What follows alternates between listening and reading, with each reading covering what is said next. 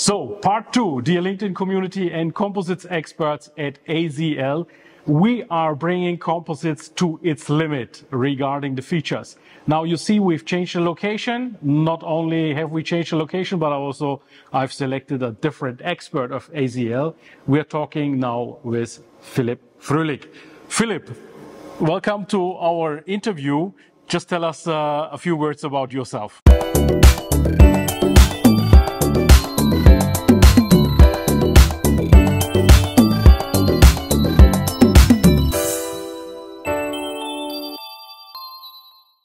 Thank you. Hello, Ilkay.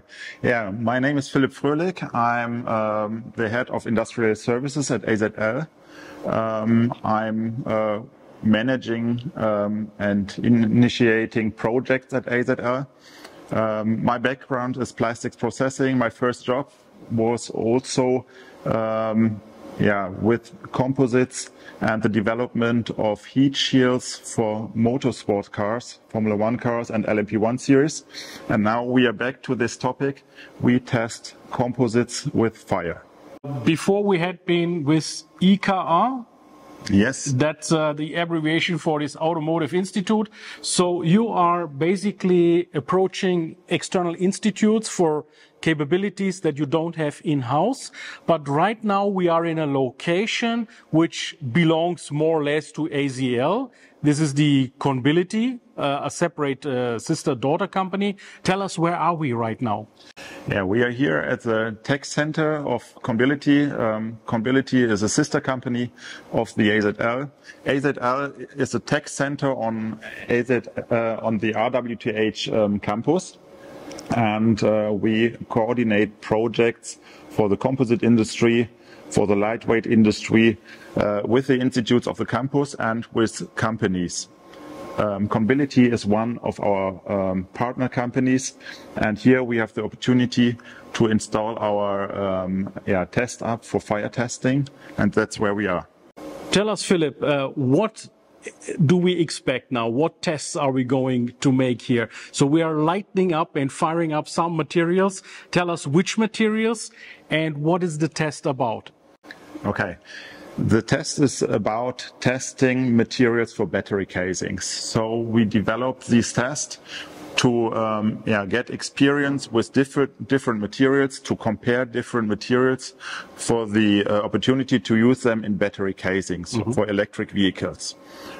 We have developed two different tests. One test uses a gas burner to put a flame on our specimen, and while we are heating the specimen, we put some tension on the specimen. The other test is a test where we have a blasting on the surface of our specimen, so that we test in parallel the heat of the burner with the blasting. So, Philipp, this is really exciting, what's going on in the electromobility, and I'm really happy to see that the industry is basically testing all the variables available.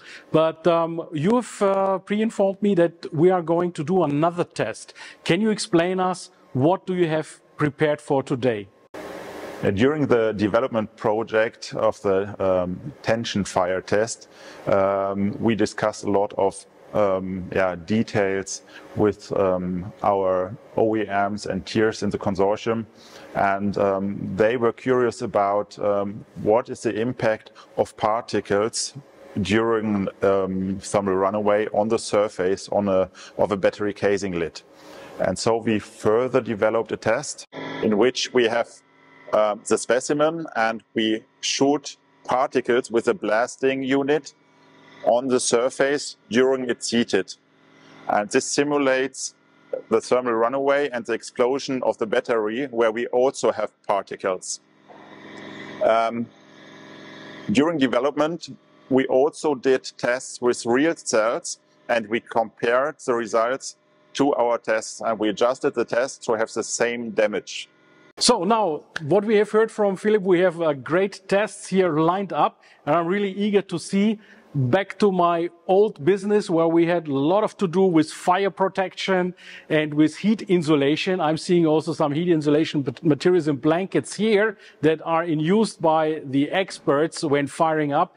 Let's see what happens with the materials first, and then we will see the blasting test.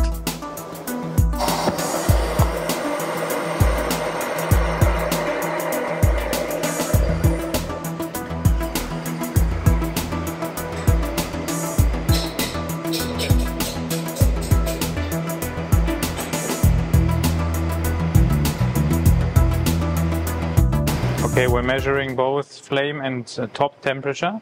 So we see how is the heat conduction to the interior of the battery electric vehicle, to the passenger compartment, if there is a thermal runaway in the battery pack.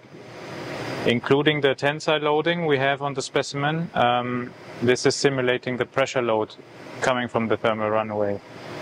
So what we will experience here is that we will have a failure, and the time to failure under these circumstances, which is the battery casing able to resist the thermal runaway. So we know at the end how safe the material or the setup is for the application in battery electric vehicles.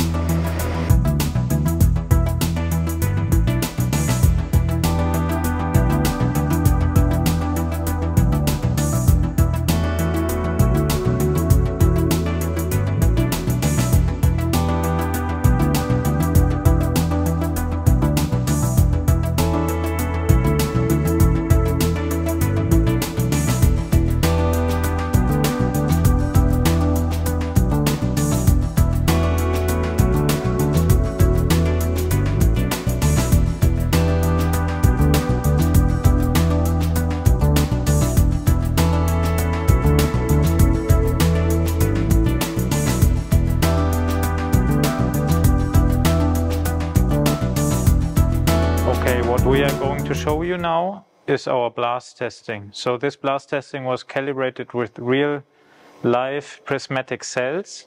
So we will eject here with the air blasting gun particles onto the specimen surface after a heat up time of 80 seconds. So this is what we will gonna demonstrate you. This is what we use for the particle blast. So they are glass bubbles in the same size as particles you would expect to come out of a prismatic battery cell. This is weighted so that we have a height here, that we also reach the approximate mass flow of what we see from the blast testing with the real cells. So in this moment we're ready to test.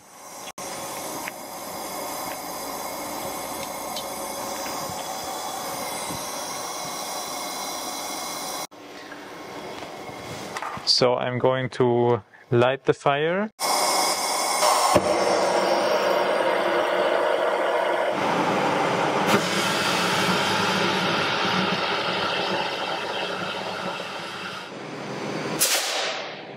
Yeah. So this is a random matte material, random matte composite material. And now we are looking into if it survived the blast or not. You see here that there is damage to the surface. The blast was not going through the other surface, so the compartment above this material would be protected against the initial particle blast in the case of a thermal runaway. Wow, what a blast! Our tests, you have seen it, the material combinations have been benchmarked against each other. You have seen the blast test. Philip, what is your conclusion out of these tests? Okay, we already tested similar materials or these materials. We overall tested more than 50 materials. The tests are now available after development for everybody. Mm-hmm. So please feel free to contact us if you are interested in these tests and in the comparison to different materials. Yes.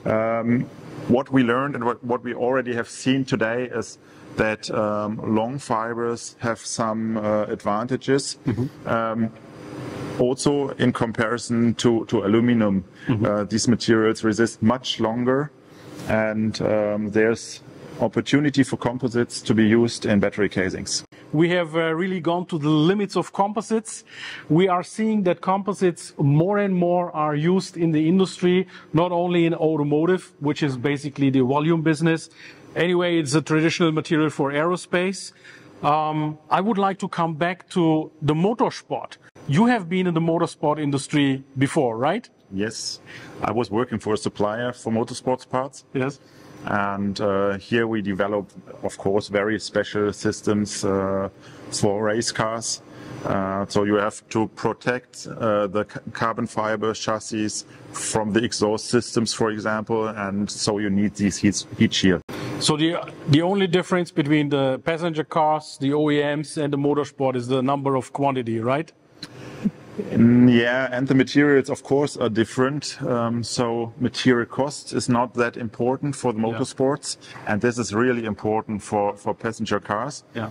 This is one reason why we are doing these tests. We want to learn how we are able to reduce the materials to a minimum, and to develop future concepts which are high performant, which save the passengers, and which are cheap, and we want to reduce CO2 footprints. And of course, in our concepts, we calculate all these details, and therefore we need the know-how. In motorsports, this is not needed, and in motorsports, it's sufficient if your heat shield resists the race time.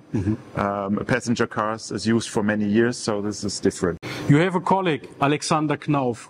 He always tells me we don't only make the parts lighter, but we make them economically lighter, right? So for you guys, it's very important, you know, to have the lightweight technology also cost effective. Of course, this is a major topic for us. I always explain in motorsports, it's very easy to have a lot of carbon fibers and expensive resins to produce a very light and performant part. But we will never bring this to an automotive application, so a serial application. So you'd have to develop smart concepts, and this is what we do at AZL. This is our final part at AZL.